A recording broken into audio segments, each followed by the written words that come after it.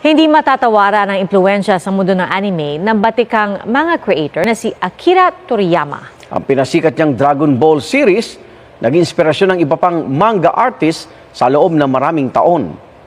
Ating saksiyan. Goku, Piccolo. Sino bang di nakakilala sa mga karakter na ito mula sa manga at anime na Dragon Ball? Dahil lang sa Japan sikat, kundi sa buong mundo. Pero ang saya na dulot ng kanilang kwento, napalitan ng lungkot sa biglaang pagpanaw ng may akdang si Akira Toriyama.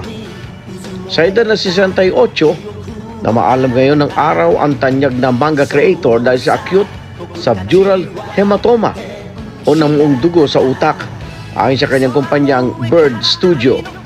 Maraming kasama niya sa industriya na nagluluksa ngayon. Si Ichiro Oda, na creator ng isang pangsikat na manga na One Piece. Inalalang inspirasyon iniwan sa kanya ni Toriyama mula sa kanyang kabataan. Anya malaki ang nagiambag ng namayapang manunulat sa paglikha ng panahong tinatangkilik ang manga, mapabata man o matanda. Nagpahid din ng pasalamat at respeto ang Naruto creator na si Masashi Kishimoto. Anya ang Dragon Ball ang nagsalba sa isang batang taga-probinsya na tulad niya. Si Toriyama, siya raw kasi ang naging inspirasyon niya sa paglikha ng manga. Nagpahid din ng pakikramay ang gobyerno ng Japan sa pagkawalan ni Toriyama.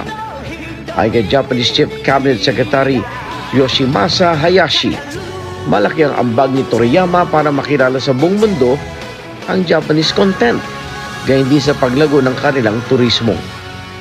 Ramdam din ang lungkot mula sa mga tagahanga, kabilang dyan ang mga Pinoy na tumangkilit sa Dragon Ball mula pa sa kanilang pagkabata.